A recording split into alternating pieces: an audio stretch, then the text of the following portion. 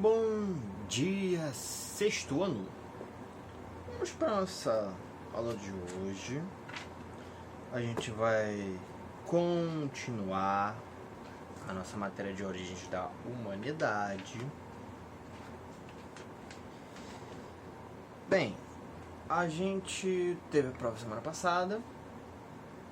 Essa semana tem gente em segunda chamada, então não vou fazer grandes comentários sobre a prova. Vamos esperar os nossos colegas terminarem a segunda chamada, para aí a gente comenta sobre a prova, fala sobre as notas e tudo mais, beleza? Hoje a gente vê sobre as explicações religiosas para o surgimento dos seres humanos. A gente viu a teoria científica primeiro. Por que primeiro a científica, professor? Questão bem simples. É uma só. É darwinismo. Evolução das espécies. Já existiu outras teorias científicas, mas hoje o que a ciência aceita é a teoria da evolução. Por quê? Porque ela foi pensada, pesquisada e comprovada em laboratório. A evolução, a teoria da evolução, ela é comprovada em laboratório. E por isso que ela é pega como a teoria científica. Já religiosa, aí difere muito. Temos que lembrar que cada religião tem a sua explicação sobre o surgimento do planeta e da vida no planeta. E às vezes a explicação do surgimento do ser humano é a parte da vida no planeta. Então é muita explicação, muita variedade. Por isso que a gente vê depois a questão das explicações religiosas. Essas explicações existem há milhares de anos e variam de acordo com o lugar, o povo, a época que foram criadas. Entre elas, há muitas que relacionam o surgimento do universo e dos seres humanos, a divindades ou entidades de poderes sobrenaturais. Na Grécia Antiga, por exemplo, a criação do mundo é atribuída a uma divindade feminina. Atentem ao mundo, não está falando do ser humano ainda. Os gregos explicam a origem do mundo com outro mito feminino, o da deusa Gaia. Doadora da sabedoria aos homens, ela limitou o caos, o espaço infinito, e criou um ser igual a ela própria, Urano, o céu estrelado. Pouco depois, Eros, símbolo do amor universal, fez com que Gaia e Urano se unissem. Desse casamento nasceram muitos filhos e assim a Terra foi povoada. A crença de que o universo foi criado por uma divindade feminina está presente em quase toda parte. No caso de Gaia, ela é a Terra, o mundo em si. Ela existia no meio do caos, que é uma força sem forma. Ela conseguiu limitar esse caos e quando limitou, criou-se o céu Urano. E também tem uma outra entidade aí que não é citada, que é o Tártaro, que são as profundezas das trevas. Com o tempo, Eros, que é o amor universal que todas as criaturas têm, une Gaia e Uranus. Eles se casam e têm os primeiros filhos, que são os titãs. Essa é a origem do mundo na explicação grega. Já a origem do ser humano, para os gregos, aí vem bem depois. Vem com a história do titã Prometeu, que foi encomendado a ele por Zeus a criação de uma criatura que tivesse inteligência, consciência e pudesse adorar os deuses. foi aí que Prometeu cria o ser humano. E na história de Prometeu tem toda uma questão em si do amor do Criador, que é Prometeu, com sua criatura. É uma história interessante. O Prometeu, ele fica intrigado com essa criatura que ele criou, que é o ser humano, como ele aprende, como ele é inteligente.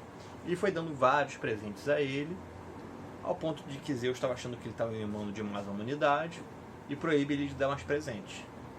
Só que aí ele não sossega e vai e rouba o fogo dos deuses e dá para o ser humano.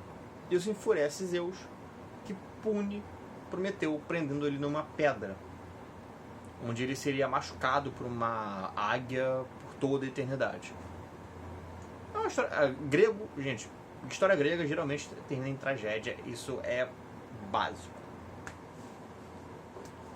E a gente vê aqui o caso de uma entidade feminina, uma deusa, criando o ser humano. O ser humano, o mundo, no caso. Depois vem uma masculina e cria o ser humano. A criação do mundo, dos mundos, do universo, do ser humano, às vezes até, através de uma explicação feminina, de uma deusa, tem outras culturas também. Na África em si, a gente tem algumas culturas, como a cultura Yorubá, que ela tem, tem a explicação do homem na cultura Yorubá através de uma divindade masculina, mas a maior divindade Yorubá é feminina. Então o mundo foi criado por uma mulher, por uma deusa, mas o ser humano por um homem. Isso varia. Tem umas que a mesma entidade criou o mundo e os homens, tem outra que é separada e varia da cultura. Divindades masculinas consideradas criadoras do universo e da humanidade também existem em vários povos, culturas e tradições religiosas. Temos a hinduísta, com Brahma, a islâmica, com Alá, a cristã, com Deus, a tupi-guarani, com Tupã, e a urubá, com Obatalá. No caso, Obatalá cria o ser humano, não o universo. Na tradição iorubá, por exemplo, a criação dos seres humanos é atribuída ao orixá Obatalá, que moldou com barro as figuras humanas e entregou a elas o chamado sopro da vida.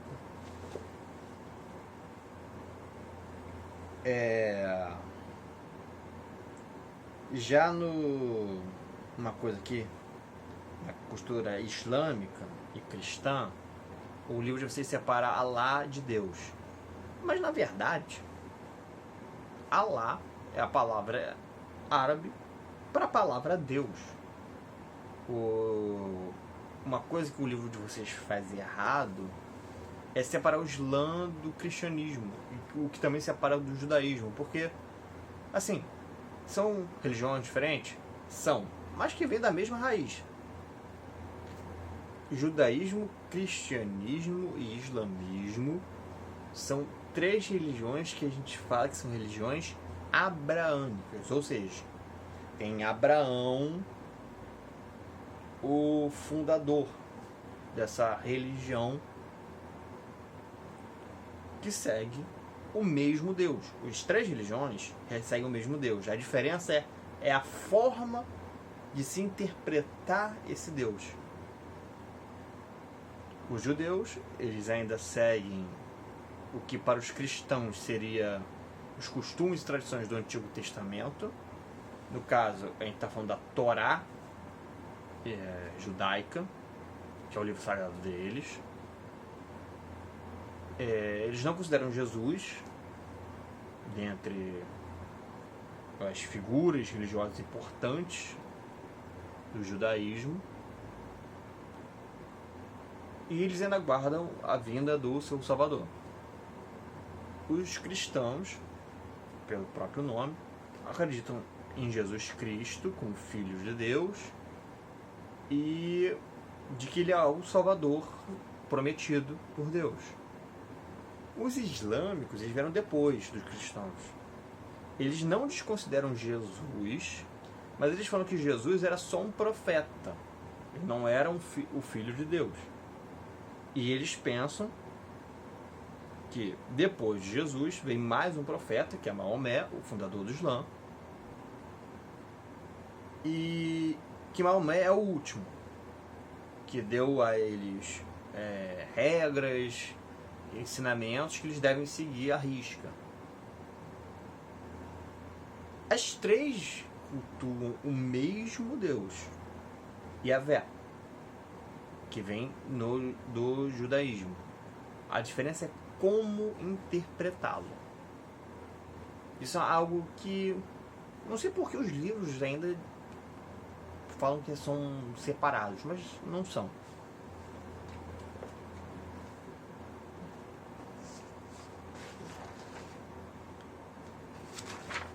Vamos ver a explicação dos indígenas cachuianas para o surgimento dos seres humanos. As criações de Purã. Dizem os mais antigos que foi assim que o mundo dos homens começou. Purã, um belo rapaz, foi criado da terra, por ele mesmo. Ninguém criou ele. Pois nasceu sem mãe. Cresceu até que se tornou um homem que conhecia as coisas da natureza e dos bichos. O homem nascido de si mesmo sentiu-se só e resolveu criar alguém para conversar. Foi à mata e cortou um pé de taperebá. Com a navalha que havia feito, começou a dar forma de gente ao tronco da árvore. Purã esperou anoitecer. No outro dia, ao olhar o tronco de árvore de taperebá, moldado na forma humana, ele viu um jacaré. Não quero conversa com um jacaré. Quero fazer gente. Decidido a tentar novamente, Purã derrubou outra espécie de árvore. Esculpiu e moldou, cortou ali, aqui, e no outro dia foi ver o que tinha feito. Não quero conversar com anta. Quero fazer gente. Novamente, o homem que nasceu de si mesmo resolveu talhar em outra espécie de árvore. Dessa vez, ele usou um belo pau de arco. E pronto, ele havia feito gente. Animado, fazia mais e mais pessoas. Dizia para cada novo ser vivente: vão fazer a aldeia rio abaixo. Ali tem mais água. E as suas criaturas embarcavam em uma canoa para fazer a aldeia. O que Purã não sabia era que todas as suas criaturas não conseguiam descer muito o rio. A cobra grande, que ficava à espreita, engolia as canoas com todos que estavam lá dentro, de uma vez só. Uma arara gritou quando a última canoa desceu o rio. Uma mulher se assustou e se jogou na água, segurando-se em um galho. Imediatamente, ela voltou para avisar Purã que a cobra grande havia engolido todos os seus filhos. Furioso, Purã pegou a navalha e desceu o rio com a mulher. Ela avisou onde estava a cobra grande e Purã conseguiu cortá-la ao meio. Todas as pessoas saíram vivas de dentro da cobra. Antes de deixar a cobra grande apodrecer, Purã retirou todas as pinturas do corpo dela. E até hoje, o povo cachuiana usa esses desenhos para decorar seus objetos. E assim conta-se, entre os cachuanas, no Pará, como surgiram os homens. Essa é uma história de uma explicação indígena brasileira de uma das várias culturas. Temos que lembrar que não existe uma cultura indígena brasileira. Tivemos vários povos diferentes, com várias interpretações diferentes sobre a criação do mundo. Por isso, religiões diferentes. Essa é a dos cachuanas. Eu vou pegar e mostrar para vocês outras explicações do surgimento do mundo e do ser humano, não só dos indígenas brasileiros, mas de outras culturas também, para vocês verem como é diverso. A diversidade religiosa. Vimos que existem diferentes explicações religiosas para o surgimento do universo e dos seres humanos. No território brasileiro, há o convívio de diversas tradições religiosas, pois nosso país possui uma grande diversidade cultural. Conheça a seguir algumas das principais religiões praticadas no Brasil. Os indígenas apresentam uma religiosidade bastante diversificada, que depende do grupo étnico ao qual pertence. Porém, algumas características de suas crenças são comuns a diversos povos indígenas, como a valorização da ancestralidade e da natureza. Ou seja, é comum entre os povos indígenas brasileiros dar um grande valor às pessoas mais velhas e aos seus antepassados. É comum, por exemplo, um filho de um cacique falar com orgulho que ele é filho de cacique, que o pai dele é filho do cacique tal, que foi filho do cacique tal, que foi... por aí vai. Eles têm orgulho da sua ancestralidade e uma grande valorização da natureza em si, porque eles veem a natureza como manifestações dos seus deuses, dos seus encantados, como eles propriamente dizem. O cristianismo é uma religião monoteísta que se fundamenta na figura de Jesus Cristo e seus ensinamentos. O livro sagrado cristão é a Bíblia, que apresenta as principais narrativas dessa religião.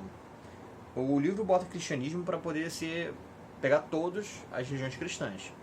Nós sabemos que o cristianismo tem diversas denominações. O judaísmo teve início com o povo hebreu, principalmente com a figura de Abraão e sua crença monoteísta. O livro sagrado judaico é a Torá. As religiões de matriz africana mais praticadas no Brasil são o candomblé e a umbanda. Se me lembro bem, se eu não estou errado, o candomblé é a religião africana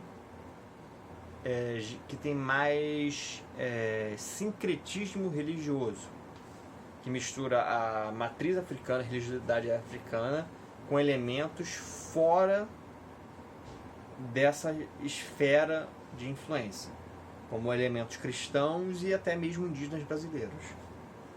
Já a Umbanda, ela é mais pura na sua matriz africana, ela tem menos sincretismo. O que eu me lembro bem, a diferença básica é essa. Ambas se desenvolveram no Brasil como herança dos povos escravizados, que trouxeram de diversas regiões da África seus costumes e crenças. Os preceitos do islamismo foram criados por Maomé e reunidos no livro sagrado muçulmano conhecido como Alcorão. O islamismo é uma religião monoteísta e apresenta muitos seguidores no Brasil. Embora a diversidade religiosa seja um direito garantido por lei, nem sempre é respeitada por todos. Você já presenciou, por exemplo, uma situação de intolerância religiosa? No Brasil, diariamente, ocorrem casos de pessoas que são discriminadas por conta de sua crença e por não seguirem nenhuma religião. Ou por não seguirem nenhuma religião. A gente para pensar, os ateus, eles também sofrem de intolerância religiosa. Uma pessoa, o ateu é uma pessoa que não tem religião. Mas, e daí?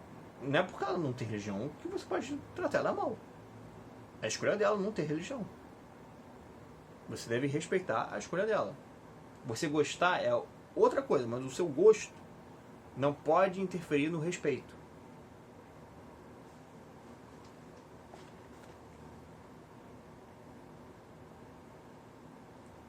Dessa forma, a discriminação e a violência religiosa ainda representam um grave problema em nosso país.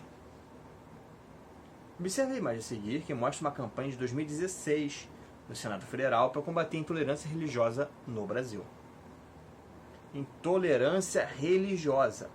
O direito de criticar dogmas e encaminhamentos é assegurado como liberdade de expressão. Como assim? Vou pegar um exemplo, não aqui do Brasil, mas que é bastante claro para vocês entenderem. Tem religiões que elas demandam um sacrifício de animal.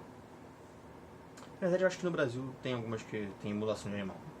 Mas tem algumas que demandam esse sacrifício de animal. Você pode não gostar e falar para uma pessoa: eu não gosto dessa coisa, dessa tal religião que de tanto tempo, em alguns festivais, matam um animal. Um bezerro, um boi, um cavalo, por aí vai. Mas você não pode pegar isso, eu não gosto disso nessa religião, e agredir, ofender. É o que eu falei, o seu gosto pessoal, sua opinião pessoal não pode interferir no direito do outro. Não pode agredir o outro, não pode inibir o outro.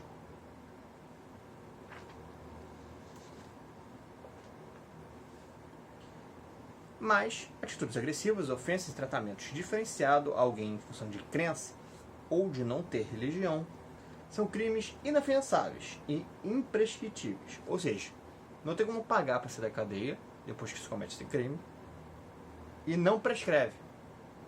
O que é prescrever, professor? É esquecer.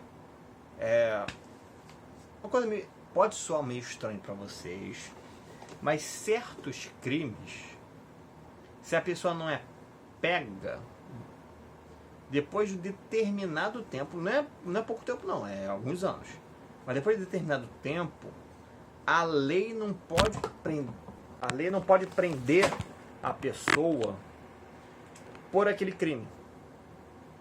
Ela, uma vez que passa-se o tempo dito em lei da validade daquele ato criminoso, ou que a lei mude, isso acontece. Vou dar um exemplo. Um exemplo bem atual até. Casamento homoafetivo. Teve uma época que o casamento homoafetivo ele era ilegal. A pessoa que casou com outra do mesmo sexo, e aí passou-se os anos e depois de um tempo tornou-se legal, ali prescreve o ato, porque a partir daquele momento o governo está considerando legal o casamento de pessoas do mesmo sexo. E a pessoa que casou antes, em segredo, agora ela não pode ser punida, porque naquele momento era crime. Porque agora é legal. É uma questão complicada de jurídicas. Se vocês ficarem com dúvidas na questão de prescrever um crime, podem falar. Mas tem crimes que eles continuam crimes até hoje, mas depois de um período de anos, se a pessoa não é pega, ela não pode ser acusada e presa por aquele crime cometido lá atrás. Infelizmente, no Brasil, um crime que prescreve é o de assassinato. Por mais incompreensível que seja, no Brasil o assassinato prescreve. E isso é uma mancha na nossa história, na verdade. Já a intolerância religiosa, ela é imprescritível. Você foi intolerante religioso ao momento, até o fim da sua vida, você está devendo para a justiça. Se alguém descobrir que você foi intolerante religioso, você vai ser preso.